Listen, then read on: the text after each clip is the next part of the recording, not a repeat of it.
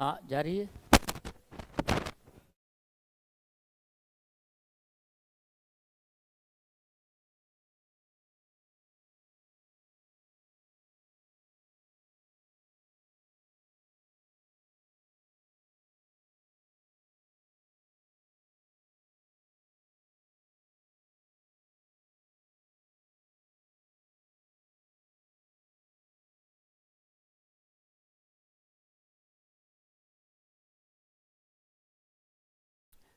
दोस्तों नमस्कार। मैं इसरार सिद्दीकी एक एजुकेशन प्लेटफॉर्म पर आपका सभी लोगों का स्वागत करता हूं, अभिनंदन करता हूं। आज हम लोग जो केवीएस, एनवीएस, बीपीएससी, ईएमआरएस और डी ट्रिपल एस बी का चल रहा है सिलेबस। पहला पेपर, प्रथम प्रश्न पत्र जो स्क्रीनिंग पेपर है हिंदी का, वो चल रहा है और उसी के क्रम में हम आगे बढ़ते हैं। हमारा आज का टॉपिक होगा हमारा आज का जो टॉपिक होगा वो हमारा जो आज का टॉपिक होगा वह होगा उपसर्ग। उपसर्ग बहुत महत्वपूर्ण टॉपिक है बेटा। उपसर्ग है आपके सिलेबस में और प्रत्यय भी है। उपसर्ग और प्रत्यय है, ठीक है। उपसर्ग भी है और प्रत्यय भी है। तो अब दोनों को देखने की ज़रूरत है ना। तो आज उपसर्ग लेंगे हम और प्रत्यय को हम समय बचेगा तो लेंगे।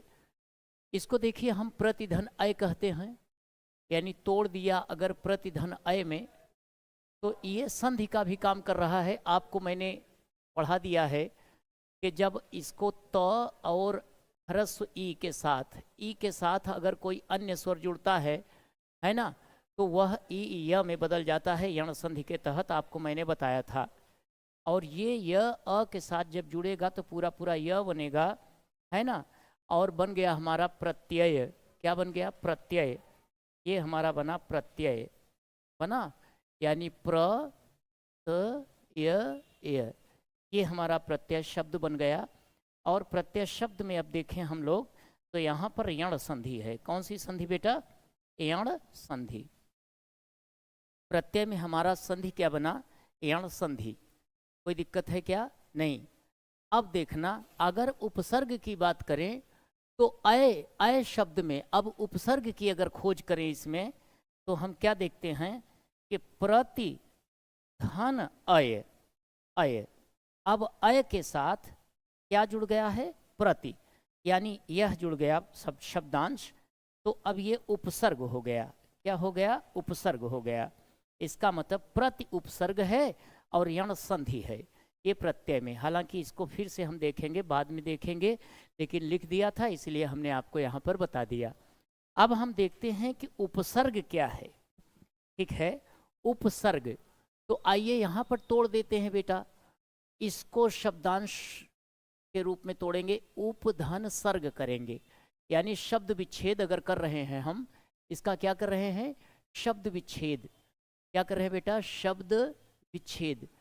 शब्द विच्छेद जब कर रहे हैं तो हम पा रहे हैं क्या? कि उपधन सर्ग। अब उप का जो अर्थ होता है वह होता है समीप। उप का अर्थ होता है समीप। और सर्ग, ठीक है, सृष्टि करना। सृष्टि करना, सृष्टि करना।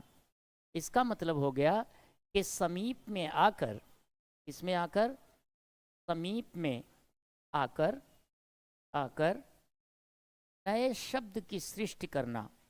नए शब्द की, नए शब्द की सृष्टि, नए शब्द की सृष्टि करना, इसका शाब्दिक अर्थ हुआ, ठीक है ना। शाब्दिक अर्थ क्या हुआ बेटा? नए शब्द की सृष्टि करना, ये शाब्दिक अर्थ हुआ, ठीक है ना। अब एक बात बताइए कि देख लीजिए फिर से, उपसर्ग, उपधन सर्ग, मतलब इसका जब शब्द विच्छेद हमने यहाँ पर किया, तो शब्द विच्छेद करके हमने क्या पाया बेटा? शब्द विच्छेद करके हमने पाया, शब्द विच्छेद करके हमने क्या पा लिया? कि उप है और सर्ग है, उप है और सर्ग है। सर्ग का जो अर्थ हमने लिया वह है क्या, सृष्टि करना, है ना। और उप का अर्थ जो हमने लिया वह है समीप। तो समीप में आकर के इसका जो अर्थ हमने लिया वह क्या है कि समीप। समीप में आकर के सृष्टि करना, तो किसकी सृष्टि करना, नए शब्द की। किसकी, नए शब्द की सृष्टि करना, है ना। ये हो गया हमारा, क्या हो गया बेटा, ये शब्द विच्छेद हो गया। शब्द विच्छेद करने के बाद जो उसका हमने अर्थ निकाला, शब्द विच्छेद करने के बाद जो हमने अर्थ निकाला है वह यही निकाला है ना। क्या निकाला है बेटा, उपधन सर्ग। उप मीन्स समीप, सर्ग का मतलब सृष्टि करना। अब हम लोग यहाँ पर अब प्रत्यय लिखे हैं तो इसकी भी चर्चा थोड़ी सी कर देते हैं, हालांकि आगे चलेंगे। तो प्रतिधन अय, तो अब देख रहे हैं आपके संधि इसमें कौन सी है, आप पा गए संधि है यण संधि। कौन सी संधि है, यण संधि। नियम के अनुसार हमने आपको यण संधि में य व र बताया था, य व और र ये बताया था आपको। बहरहाल ये बताया था, तो अब उसी के तहत हमने प्रति और अय किया। प्रति क्या हो गया, उपसर्ग इसमें मिला है। तो अगर पूछ ले कोई प्रत्यय में क्या कौन सा उपसर्ग है, 8 से, तो प्रतिधन अय, प्रतिधन अय। तो प्रतिधन अय, अब प्रति उपसर्ग हमारा मिला और अय ये हमारा मूल शब्द है ना। अब आगे आइए, तो उपसर्ग इसमें क्या मिल गया, प्रति। संधि और उपसर्ग दोनों दिखाई दे रहा है। अब उपसर्ग में अगर हम उपसर्ग पूछें तो आप कहेंगे कि उप क्या है, ये उपसर्ग है। उप क्या है, ये उपसर्ग है। उप क्या है, ये उपसर्ग है ना। उप क्या है, ये उपसर्ग है। तो अब आगे थोड़ा सा बढ़ते हैं। अब देखिए, अब इसमें उपसर्ग जो शब्द था, उपसर्ग जो हमारा शब्द था, उपसर्ग जो हमारा शब्द था, उपसर्ग जो हमारा शब्द था बेटे, इसमें हमने क्या किया, क्या संधि किया, नहीं, संयोग किया है। क्या किया है, संयोग किया है। किसका किया है, संयोग है किसका, किसका की कर रहे हैं संयोग, किसका कर रहे हैं। तो उत्तर हमारा यहाँ पर जा रहा है किसका, उप और सर्ग का। देखिए एज इट इज लिख दिया ना, उप और सर्ग का, ये संयोग है। तो अब एक बात बताइए, उप क्या है, उप, ये आपको मैंने उपधन सर्ग में बताया भी था कि पहले लग रहा है ना, बोलो बोलो, ये पहले लगा तो शब्द के पहले क्या लगा है, ये शब्दांश है। क्या है, ये शब्दांश है। ये शब्दांश है कि नहीं, गुड। तो अब हम परिभाषा लिख सकते हैं इसकी कि वे शब्दांश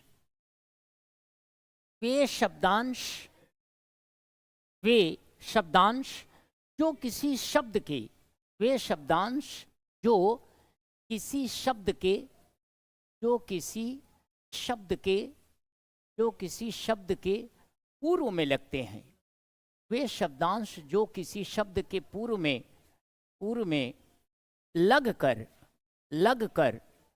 जो किसी शब्द के पूर्व में लग कर, ठीक है ना, क्या करके, जो किसी शब्द के पूर्व में लग कर, जो किसी शब्द के पूर्व में लग कर चमत्कार उत्पन्न करते हैं। क्या करते हैं, चमत्कार उत्पन्न करते हैं, या परिवर्तन करते हैं, ठीक है ना, या परिवर्तन करते हैं, या प्रभावित करते हैं। परिवर्तन या प्रभावित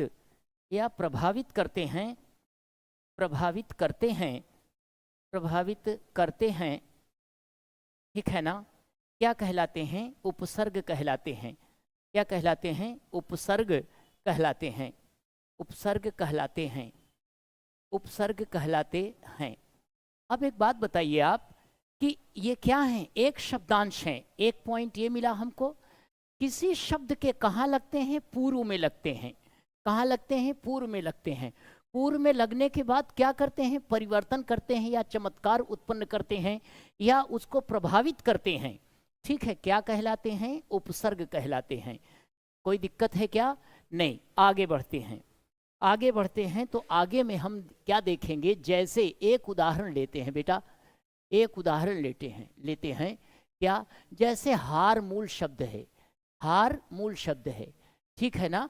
अब इसमें हम क्या लगा दें, प्रति, प्रति टुकड़ा लगा दें तो उत्तर क्या मिल जाता है हमारा, प्रतिहार। क्या मिल जाता है, प्रतिहार।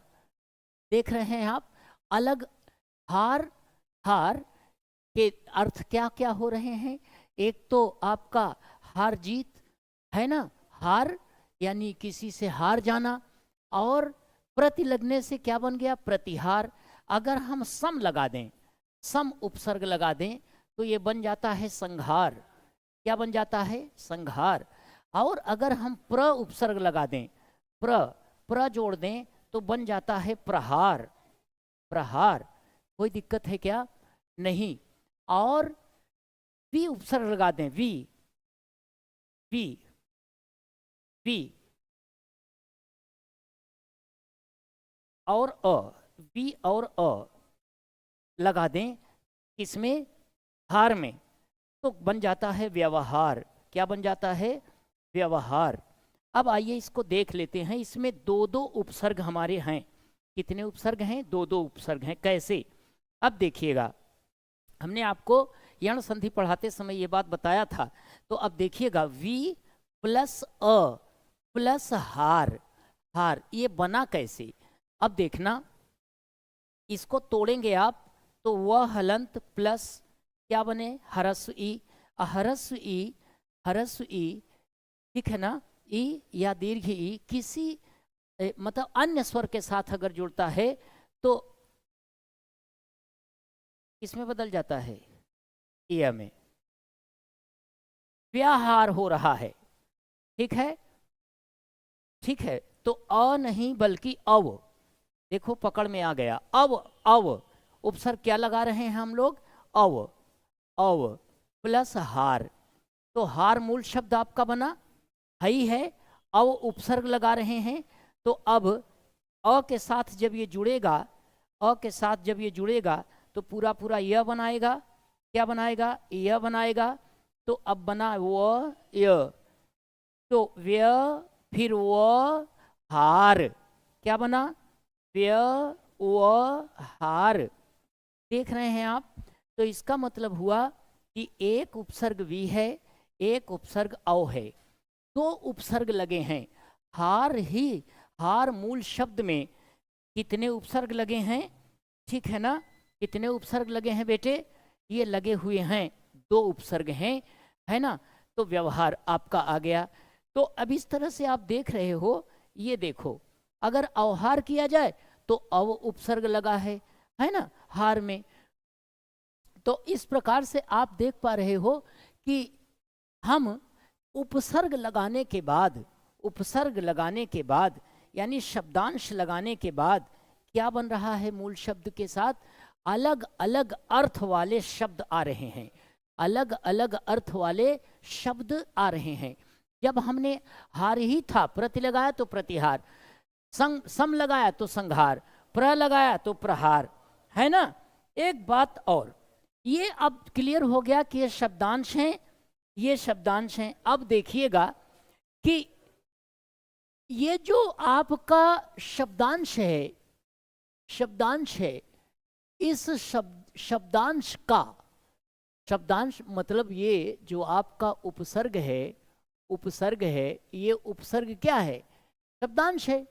तो शब्दांश यानी उपसर्ग का स्वतंत्र, स्वतंत्र अर्थ, स्वतंत्र अर्थ नहीं होता, स्वतंत्र अर्थ नहीं होता, ये बात आपको समझ लेना है। इसका स्वतंत्र अर्थ नहीं होता, ये बात फाइनल समझ लीजिए। उपसर्ग का या शब्दांश का स्वतंत्र अर्थ नहीं होता, कोई दिक्कत, इसका स्वतंत्र अर्थ नहीं होता, ठीक है। अब आप देखिए, स्वतंत्र अर्थ इसका नहीं होता, ठीक है ना। तो अब आगे बढ़ते हैं, हम अगर बात करें कि ये जो शब्दांश लगाए जाएंगे चाहे प्रत्यय में चाहे उपसर्ग में, ये जो शब्दांश हैं ये शब्दांश किन किन शब्दों में लगते हैं, ये सबसे बड़ी बात है। कहाँ लगते हैं ये शब्दांश कहाँ लगते हैं, कहाँ लगते हैं, कहाँ लगते हैं। अगर इस प्रश्न की बात करें कि लगते कहाँ हैं ये, तो बेटे विकारी शब्द में लगते हैं। कहाँ लगते हैं? विकारी शब्द में लगते हैं, विकारी शब्दों में लगते हैं, विकारी शब्दों में लगते हैं, विकारी शब्दों में लगते हैं। ये देखिए विकारी शब्दों में लगते हैं। अब हम आपको जब शब्द पढ़ाए रहे थे उस समय आपको हमने एक बात बताया था, चलिए रफली हम फिर से एक बार आपसे शेयर कर देते हैं। वो क्या था कि विकार के आधार पर शब्द के भेद, विकार यानी परिवर्तन के आधार पर, विकार के आधार पर शब्द के भेद, आधार पर शब्द के भेद, शब्द के भेद।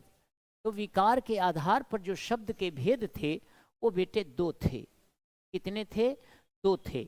अब एक पॉइंट आपका बना, वह है विकारी, विकारी शब्द, विकारी शब्द। और दूसरा था हमारा बेटा अविकारी शब्द, अविकारी, अविकारी शब्द, अविकारी शब्द। ठीक है ना? अब विकारी शब्द के भी चार भेद हैं। कितने भेद हैं? चार भेद। इसके दो भेद, दो भेद आपने देखा है, विकारी या विकारी। चार भेद हैं। ये देखो, ये देखो, ये चार आ गया। ये है संज्ञा, ये है संज्ञा, ये है सर्वनाम, ये है सर्वनाम, और ये है विशेषण, ये है विशेषण, और ये है क्रिया। ये है क्या बेटा? क्रिया। ये चार आपके भेद विकारी शब्द हैं, है ना? और अविकारी में कौन कौन आता है इसको देख लीजिएगा। क्रिया विशेषण, क्रिया विशेषण, क्रिया विशेषण, ठीक है। संबंध बोधक, संबंध बोधक, संबंध बोधक, ठीक है। समुच्चय बोधक, समुच्चय बोधक, समुच्चय बोधक। अब बेटा अगला जो आ रहा है वह है विस्मयादि बोधक, विस्मयादि, विस्मयादि बोधक। कौन सा भैया? विस्मयादि बोधक। ये देखिए आपने देख लिया कि विकार के आधार पर शब्द के भेद कितने बेटे हैं? वो हैं, कितने हैं? जो है दो हैं। दो में से पहला कौन है? विकारी, और दूसरा कौन है? अविकारी। पहला कौन है? विकारी, और दूसरा कौन है? अविकारी। तो विकारी में क्या है मेरे बच्चे? विकारी शब्द में कितने हैं भेद? चार भेद हैं, संज्ञा, सर्वनाम, विशेषण और क्रिया। अविकारी में क्या है? क्रिया विशेषण, संबंध बोधक, समुच्चय बोधक, विस्मयादि बोधक। ये आपको रफली मैंने बताया, इसका ज्ञान आपको पहले से होगा, इसमें कोई सुबह नहीं है, मेरे विद्वान साथी हैं आप। बट ज़रूरत पड़ी तो हमने रफली आपको यह चीज़ हल्की सी बता दी। तो अब सवाल है कि उपसर्ग शब्दांश है। क्या है? शब्दांश है। जब उपसर्ग शब्दांश है तो इसका स्वतंत्र अर्थ क्या होगा? नहीं होगा। अभी जान लीजिए, आपका प्रश्न सॉल्व हो रहा है ना? प्रश्न ही सॉल्व हो रहा है। पूछ लेगा क्या कि उपसर्ग हैं, उपसर्ग हैं, शब्द, शब्दांश, वर्ण, ठीक है, उपर्युक्त में से कोई नहीं, तो आप शब्दांश कहेंगे। शब्द के टुकड़े हैं ये, शब्द के अंश हैं ये, है ना बेटे? एक बात और फिर कहेगा कि ये शब्दांश उपसर्ग, कहेगा कि उपसर्ग शब्दांश है, इसका प्रयोग होता है, ये लगाया जाता है विकारी शब्दों के साथ, अविकारी शब्दों के साथ, दोनों, नन ऑफ दीज। तो आप कहेंगे कि विकारी शब्दों के साथ ही ये लगाए जाते हैं। किसके साथ लगाए जाएंगे बेटे? विकारी शब्दों के साथ। आप एक बात बताइए, वो जो शब्द है विकारी, ये जो विकारी शब्द है यानी हमारा मूल शब्द है, मूल शब्द।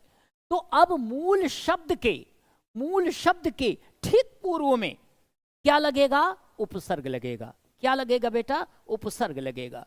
ठीक है ना? और ठीक बाद में क्या लगता है बेटा? प्रत्यय लगता है। क्या लगता है? प्रत्यय लगता है। तो ठीक पहले उपसर्ग, ठीक बाद में प्रत्यय, ये मूल शब्द हो गया। अब मूल शब्द क्या बने, क्या कौन सा होगा? या तो संज्ञा होगा, या तो सर्वनाम होगा, या तो विशेषण होगा, या तो क्रिया होगी, है ना? लेकिन एक बात और, यहां प्रत्यय के जब हम भेद पढ़ेंगे तो दो भेद हैं। ठीक है, एक है तद्धित प्रत्यय और एक है कृत प्रत्यय। कृत प्रत्यय में धातु या क्रिया के साथ जब कोई टुकड़ा जुड़ता है बाद में तो वह कृत प्रत्यय या कृदंत कहलाता है ना? और संज्ञा सर्वनाम विशेषण के साथ, देख रहे हैं कि विकारी दोनों में है। संज्ञा सर्वनाम विशेषण के विशेषण शब्दों के साथ अगर बाद में लगता है तब हम उसको क्या नाम देते हैं? बोलो, उसको नाम देते हैं तद्धित प्रत्यय। क्या नाम देते हैं? तद्धित प्रत्यय। और तद्धित शब्द में, तद्धित शब्द में कौन सी संधि है? तत् धन हित। तत् धन हित, इसका मतलब हुआ कि हम त को द में बदलेंगे और ह इसी वर्ग के चौथे वर्ण में यानी ध में बदलेंगे। ये आपको संधि पढ़ाते समय मैं इसरार सिद्दीकी बता चुका हूं आपको, है ना? बता चुका हूं कि कैसे चेंज होगा। जैसे उद्धत मैंने बताया था, उत धन हत बता दिया था, कई अनेक शब्दों को मैंने बताया था। एक बात बेटा साफ सुथरी बात कर लेना चाहता हूं कि अगर आपको चार चीजों का अच्छा ज्ञान हो गया तो आपके प्रश्न गलत होने की संभावनाएं मात्र 1% रह जाती हैं, 1% रह जाती हैं। अगर क्लास में एक एजुकेशन प्लेटफॉर्म पर आप जुड़े हुए हैं, अगर क्लास में आपने ईमानदारी के साथ इसको कर लिया है तो बेटे इसको आपको दिक्कत फिर नहीं पड़ेगी। मतलब आपको संधि, समास, प्रत्यय, उपसर्ग, ये चार चीजें, चार टॉपिक, चार अवयव, चार एलिमेंट और चार सेगमेंट अगर आपने कायदे से तैयार कर लिया है तो दिक्कत आपको नहीं पड़ेगी। अब हम लोग अगर कहें तो हम लोग बढ़ें आगे, है ना? तो बढ़ते हैं, आगे बढ़ते हैं। अब हम देखते हैं कि प्रश्नों के प्रकार क्या हैं, प्रश्न किस तरह से आते हैं। प्रश्न के प्रकार, प्रश्न पूछने का जो प्रकार है वो क्या है, इसके बारे में समझते हैं। पहली बात बेटा आपसे पूछ लेता है मूल शब्द। क्या पूछ लेता है? मूल शब्द। ठीक है, कि निम्नलिखित या उपर्युक्त शब्द में या निम्नलिखित शब्द में या जो शब्द दिया गया है ना, तो उसमें निम्नलिखित में मूल शब्द, इस शब्द का मूल शब्द क्या है निम्नलिखित में। तो मूल शब्द आपको खोजना है। नंबर दूसरा जो सवाल पूछता है बेटा, उसमें उपसर्ग और मूल शब्द दोनों पूछ लेता है। उपसर्ग और मूल शब्द, उपसर्ग प्लस मूल शब्द, प्लस करेंगे तो आपको दिक्कत हो रही है। उपसर्ग और मूल शब्द, उपसर्ग और मूल शब्द दोनों पूछ लेगा। उपसर्ग और मूल शब्द ये दोनों आपसे पूछ लेगा। और तीसरे प्रकार का सवाल बेटा एकाधिक उपसर्ग पूछता है।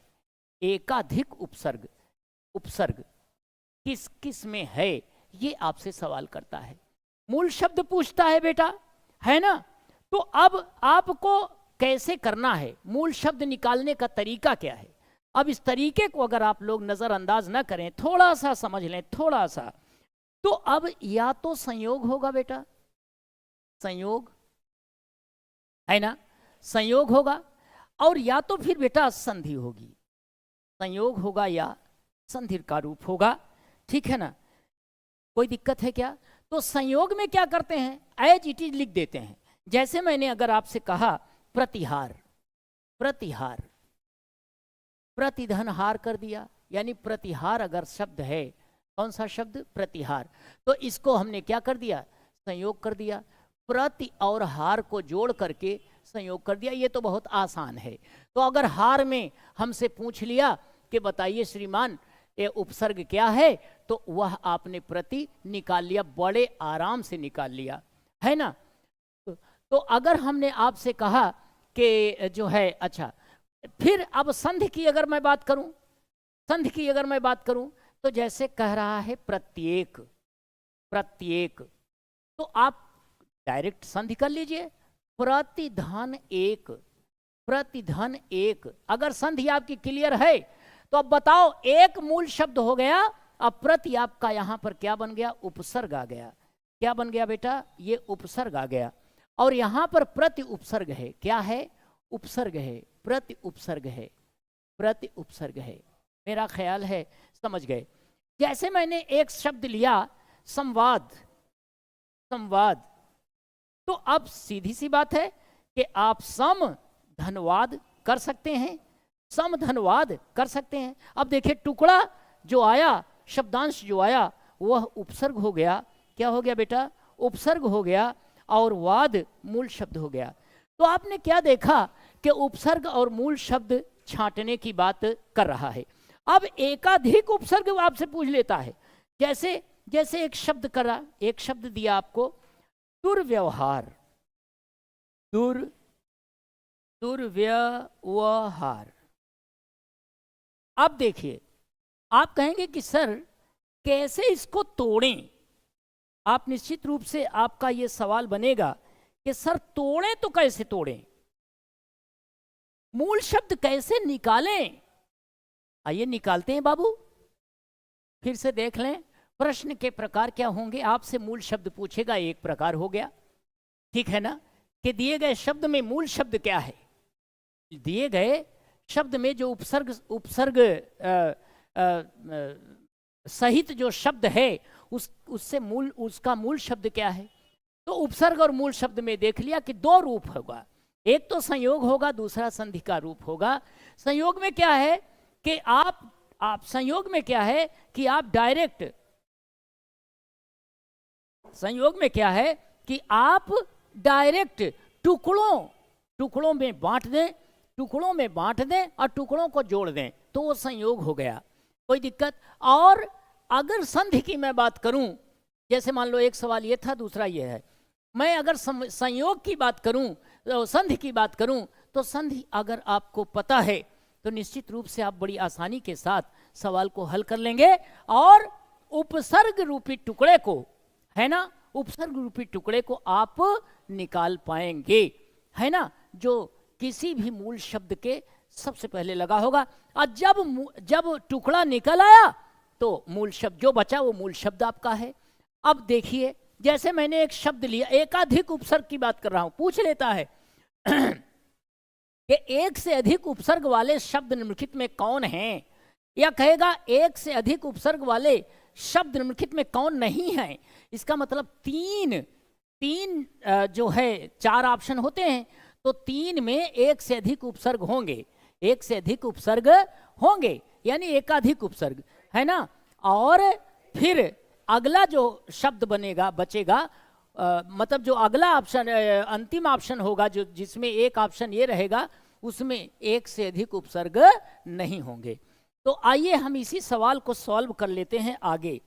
जैसे सवाल है हमारा दुर्व्यवहार, दुर्व्यवहार,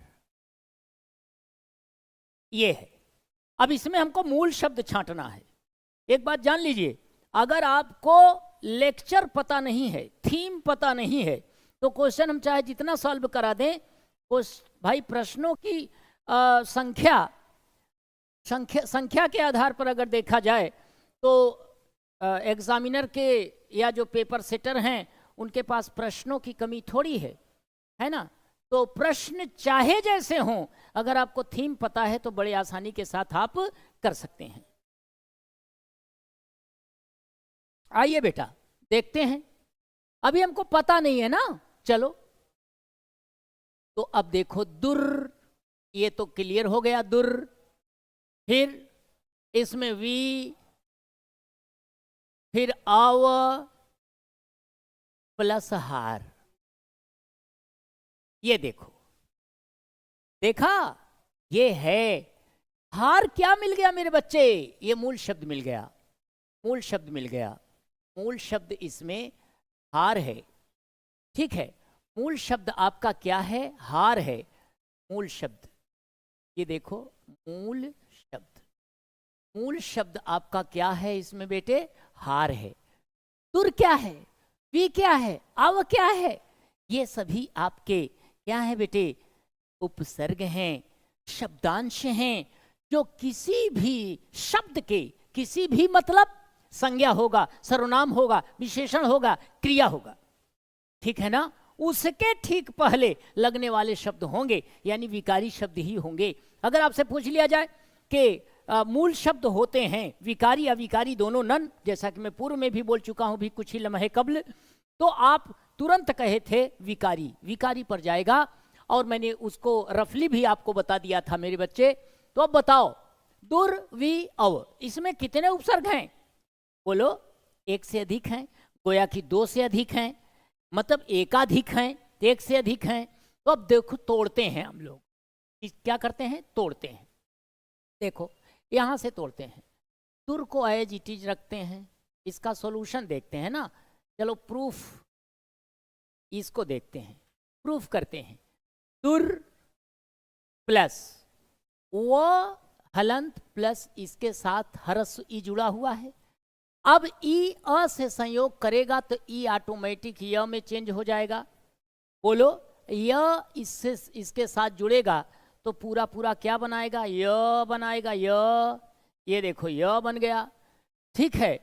और अब जोड़ दो, तुर व य व हा र, जोड़ देते हैं। तुर तुर व्य व हा र, दुर्व्यवहार।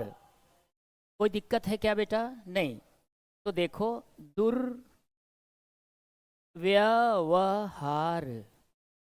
आपको ये पता चल गया मूल शब्द है, अव उपसर्ग है, वी उपसर्ग है, दुर उपसर्ग है। आओ बेटा एक बात बता दें, बहुत महत्वपूर्ण बात बताने वाला हूं। तो अब इसके बारे में थोड़ा सा समझना, थोड़ा सा बारीकी से। अगर मैं कहूं कि उपसर्गों की कुल संख्या कितनी है, तो आप 90 बताना। उपसर्ग, चलो अगले पेज पर करते हैं। उपसर्गों की कुल संख्या बेटा, उपसर्गों की कुल संख्या, उपसर्गों की कुल संख्या अगर पूछ लिया जाए, मान्य संख्या, कुल मान्य संख्या, वैसे तो है बहुत, मान्य संख्या अगर पूछ लिया जाए तो ये 90 हैं। कितने हैं? 90। 90 किताबें लिखती हैं संस्कृत के 22 उपसर्ग, हिंदी के 10 उपसर्ग, उर्दू के 12 उपसर्ग। चलो उनको लिखने दीजिए, लेकिन यहां आपने जाना कि 22 22 22, जैसे दुर्दुस दुर्दुस को उसने अलग अलग करके किया है, तभी 22 चौक 88 89 90, ये 90 होते हैं। बट हम अपने प्रयोग में हिंदी भाषा में किसका किसका यूज करते हैं, प्रयोग करते हैं? एक तो बेटे हम तत्सम शब्द लेते हैं, यानी संस्कृत के शब्द लेते हैं, संस्कृत उपसर्ग लेते हैं। कौन सा उपसर्ग बेटा? संस्कृत उपसर्ग। तो संस्कृत उपसर्ग की बात करें तो इसकी संख्या बेटे कितनी है? 22 है तो और, लेकिन 22 उपसर्ग से काम चल जाता है। अब देखना, हिंदी उपसर्ग की अगर मैं बात करूं, किस उपसर्ग की? हिंदी उपसर्ग की अगर बात करूं तो कुछ किताबें 10 लिखती हैं, कुछ 12 लिखती हैं, तो इसकी भी 22 ही मानना। कितनी मानना? 22 ही मानना। अब देखो बेटे, विदेशी उपसर्ग की बात करूं, विदेशी उपसर्ग की अगर मैं बात करूं, विदेशी उपसर्ग की अगर मैं बात करूं बेटे, तो यह भी कितनी है? 22। ठीक है ना। और कुछ किताबें 12 लिखती हैं, लिखने दीजिए। इनमें 10 लिखते हैं, लेकिन हर किताबें संस्कृत के उपसर्गों की संख्या 22 ही लिखती हैं। तो संस्कृत उपसर्गों की संख्या कितनी है? 22 है। संस्कृत उपसर्गों की संख्या 22 है। हिंदी उपसर्गों की संख्या कितनी है बेटा? हिंदी उपसर्गों की संख्या जो है 22 है। ठीक है, हिंदी उपसर्गों की संख्या भी 22 है और जो है विदेशी उपसर्ग की संख्या भी 22 है। मतलब इन 22 से हमारा पूरा काम चल जाता है। अब आइए हम कुछ लिस्ट आपको दे देते हैं। लिस्ट ये है, जैसे मैं अगर संस्कृत के 22 उपसर्गों की बात कर लूं, संस्कृत के उपसर्ग, संस्कृत के उपसर्ग, संस्कृत के उपसर्ग, नोट्स बनाते जाना बेटा। संस्कृत के उपसर्ग तो संख्या कितनी है मेरे बच्चे? 22, 22। अब आइए 1 2 3 इस तरह से 1 2 3 4 5 6 7 8 9 है ना, इस तरह से बनाते हैं हम लोग। तो जैसे अति, एक उपसर्ग है अति। अति का अर्थ होता है अधिक, अति का अर्थ होता है अधिक है या परे। ठीक है, अधिक या परे। तो बना क्या? अतिशय, अतीव, अतिशय, अतिशय, अतीव, अतीव, ये शब्द बन रहे हैं आपका। ठीक है ना। अत्यधिक, ये भी शब्द बनेगा। अत्यधिक, अत्यधिक, अत्यधिक, ये सब शब्द आपके बन रहे हैं। अति उपसर्ग, अति का मतलब अधिक, अधिक या परे। अब आइए अधि लेते हैं। अधि मतलब प्रधान या श्रेष्ठ। अधि, अधि, तो अधि का अर्थ हुआ प्रधान, प्रधान या बेटा बना आपका श्रेष्ठ, प्रधान या श्रेष्ठ। ठीक है, तो मैं अगर बात करूं जैसे अधिकरण, अधीन, अधिकरण, अधिकरण, अधीन, अधीन, ये सब शब्द आपके बन रहे हैं। ठीक है, अधिकरण, अधीन। अब आइए तीसरे नंबर पर चलते हैं। ध्यान दीजिएगा, पहला अति, दूसरा अधि। ठीक है, और फिर अनु, अनु, अनु का अर्थ हुआ पीछे, पीछे, अनु का अर्थ हुआ पीछे या समान, समान, अनु का अर्थ हुआ पीछे या समान। अनुकरण हो गया, अनुकरण, अन्वय, अनुधन अय, अन्वय, अन्वय, अनुकरण, अन्वय। ठीक है, अब चलो चौथा सवाल, चौथा देखते हैं। अप है, अप, अप, अप का मतलब होता है विपरीत, विपरीत या बुरा, विपरीत या बुरा। जैसे मैंने कहा अपव्यय, अपव्यय। ठीक है, मैंने कहा अपशब्द, अपशब्द, अपव्यय, अपशब्द, अपकार, अपकार, कार में अप लग गया, अपकार। अब पांचवा नंबर चलते हैं, पांचवा नंबर। पांचवें नंबर पर हम देख रहे हैं अभी। अभी माने होता है बेटा पास, अभी, तो अभी का मतलब होता है पास, है ना। अभी का मतलब होता है पास, या एक और होता है अर्थ सामने, सामने। ठीक है ना। तो अगर मैं कहूं आपसे अभीष्ट या अभिनव, अभिनव, अभीष्ट, अभीष्ट, ये अभीष्ट नहीं होता ना, अभीष्ट, अभीष्ट, ये शब्द आपके मिल रहे हैं। अभिनव, अभीष्ट। अब आइए थोड़ी सी चर्चा हमको करना यहाँ लाजमी पड़ रहा है। हमने आपको उपसर्ग पढ़ाते समय, बताते समय आरंभिक अवस्था में यह बताया था क्या कि आप जब उपसर्ग और मूल शब्द को अलग करने की प्रक्रिया में हो, ठीक है ना, तो दो रूपों में आपको दिखाई देता है। एक तो आपको संयोग के रूप में दिखाई देता है बेटे, और दूसरा आपको संधि के रूप में दिखाई देता है। अगर मैं अतिशय की बात करूं और अतीव की बात करूं, अत्यधिक की बात करूं, तो आइए अतिशय किस तरह से है यहां बताओ, संयोग है कि संधि है? तो आप कहेंगे कि सर यहां पर संयोग है। किसका किसका? अति और शय का। अति धन शय बराबर अतिशय। ठीक है, अतीव, अति धन इव क्या होगा? अतीव। तो आप बताइए यहां पर कौन कौन सा रूप आ रहा है? संधि। अल्हम्दुलिल्लाह, संधि। ठीक है, अत्यधिक क्या आ रहा है? यह भी आ रहा है संधि। क्या आ रहा है? संधि, है ना? संधि आ रही है। कैसे? अति धन अधिक, यण संधि है इसमें, और यहां पर दीर्घ संधि है। कौन सी संधि है बेटा? दीर्घ संधि है। अब आइए देखते हैं अधि उपसर्ग में। अधि का अर्थ मैंने प्रधान लिया, श्रेष्ठ लिया, तो अधिधन करण, अधिधन करण, ठीक है ना? तो इस प्रकार से आपने देख लिया। फिर मैंने अनु के लिए लिया अनुकरण, अन्वय, तो अनुधन करण, अनुकरण हो गया, अनुधन अय, अन्वय, यण संधि। यानी यहां पर क्या है? संधि है। यहां पर क्या है? संधि है। यहां पर क्या है? यहां पर अप धन व्यय, तो ये आपका संयोग बन रहा है। अप शब्द ये क्या बन रहा है? संयोग बन रहा है। ये भी क्या बन रहा है? अप धनकार, ये संयोग बन रहा है, इसमें संधि नहीं है। यहां भी आप देख रहे हैं, ये देखिए, ये आपका संयोग बन रहा है, और ये क्या है? संधि का रूप है, अभिधन इष्ट, अभिधन इष्ट। तो अब देखिएगा ये संधि है। तो क्या लिया आपने? क्या लिया बेटे? ये लिया कि संधि से या संयोग से, संधि से या संयोग का प्रयोग करके हम अपने मूल शब्द को निकाल सकते हैं। देख लीजिए एक बार, स्क्रीनशॉट ले लीजिए, लेना हो तो आपने अति, आधि, आनु, अप, अभि, स्क्रीनशॉट लेना हो ले लें। ठीक है, अब हम आगे बढ़ते हैं, आगे बढ़ते हैं।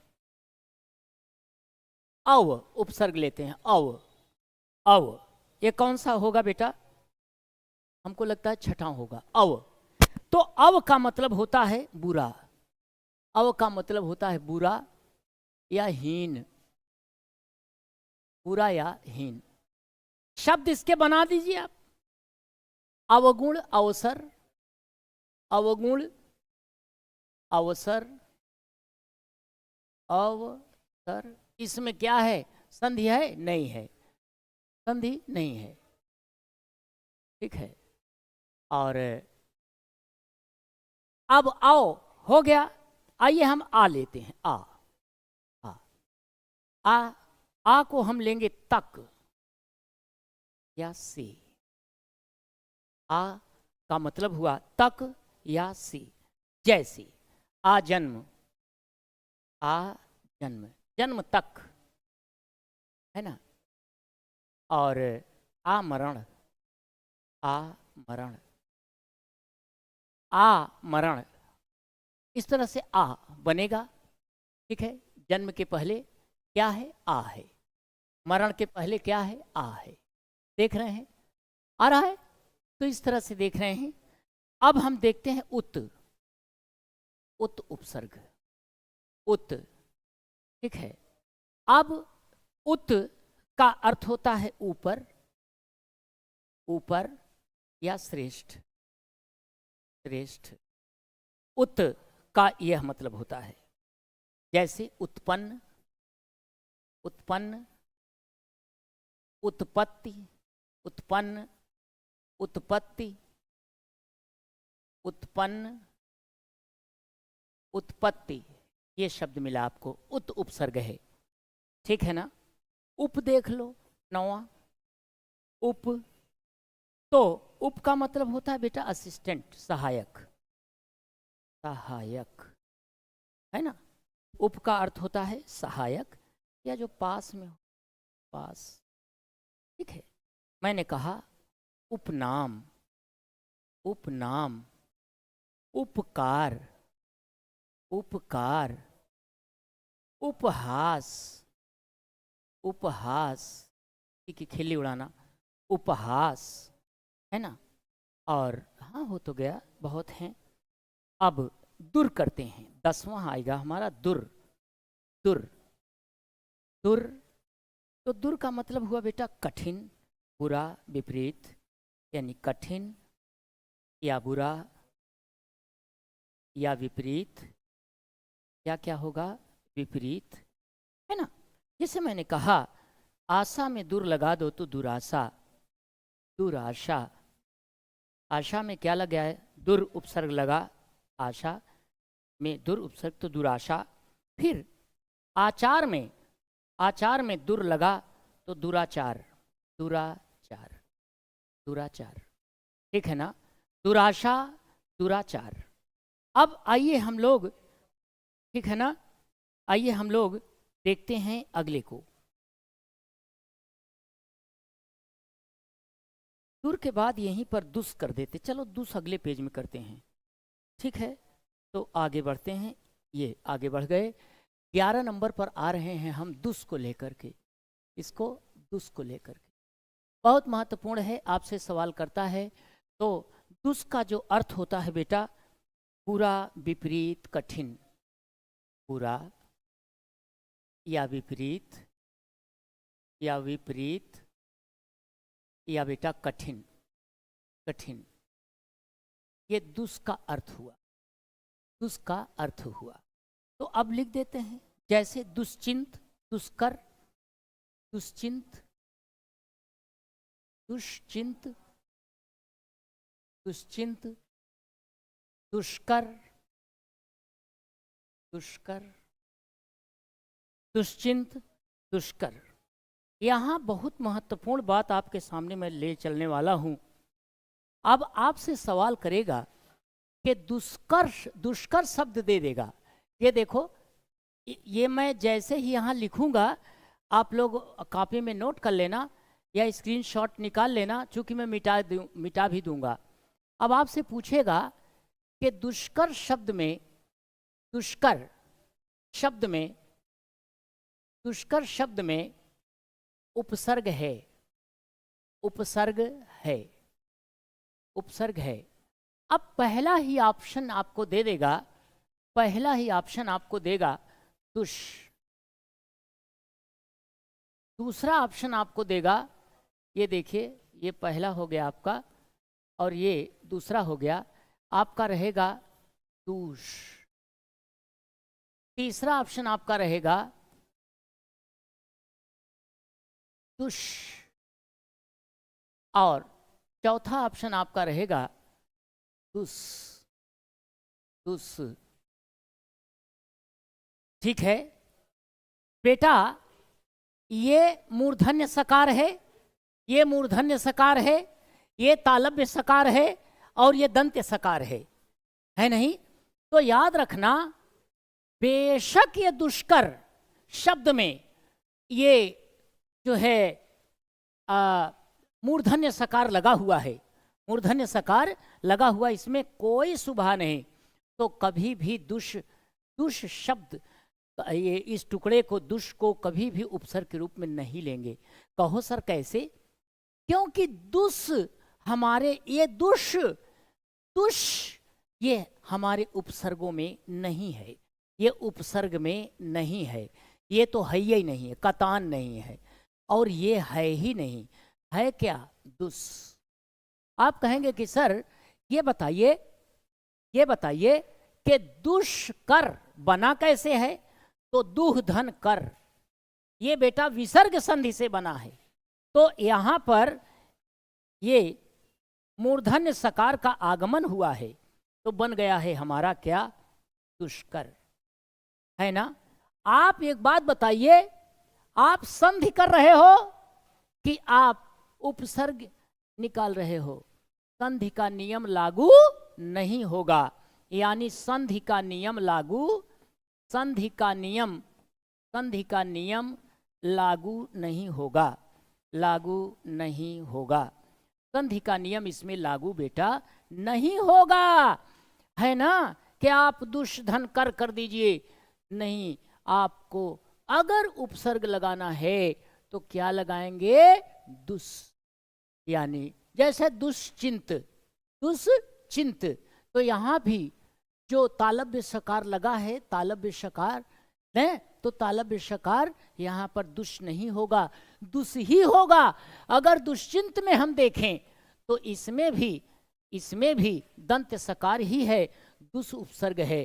दुष्कर में देखें तो निश्चित रूप से बेटा इसमें भी यही रहेगा, यही रहेगा, न कि दुष या न कि दुष। कोई दिक्कत? तो आज technical team please look at me. चलते रहें। तो फिर दीजिए अपने दोस्त को इजाज़त, कल मिलेंगे हम लोग, है ना? कल फिर मिलेंगे। नमस्कार।